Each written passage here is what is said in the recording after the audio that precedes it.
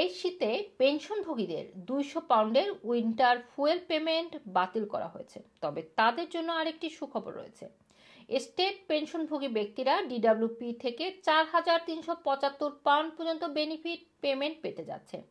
যেসব পরিবার universal credit সহ income related employment and support allowance, income based job seeker allowance, income support, child tax credit, working tax credit সুবিধা পায়, তারা এই পেমেন্টের যোগ্য হবেন।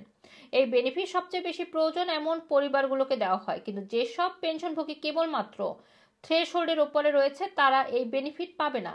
এই হিসাবে যোগ্য পরিবারের সংখ্যা এখন প্রায় 11 মিলিয়ন থেকে মাত্র 1 মিলিয়নে নেমে এসেছে। তবে অন্যান্য ফাইন্যান্সিয়াল সাপোর্টগুলো পেনশনভোগীরা এই শীতে ঘর গরম করার খরচের জন্য দাবি করতে পারেন। ডিডব্লিউপি পেনশনভোগীদের এনার্জি সেভার্স সপ্তাহের অংশ হিসাবে পেনশন ক্রেডিট আবেদন করার আহ্বান জানিয়েছে।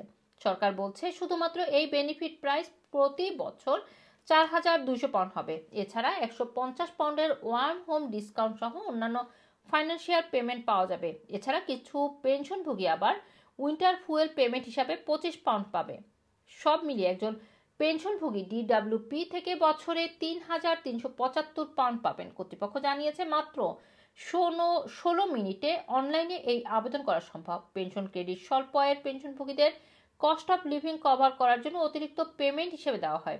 এটি অন্যান্য সহায়তার একটি গেটওয়ে হিসাবে কাজ করে, তাই আপনি এই পেমেন্টের যোগ্য কিনা সেটি পরীক্ষা করে দেখুন।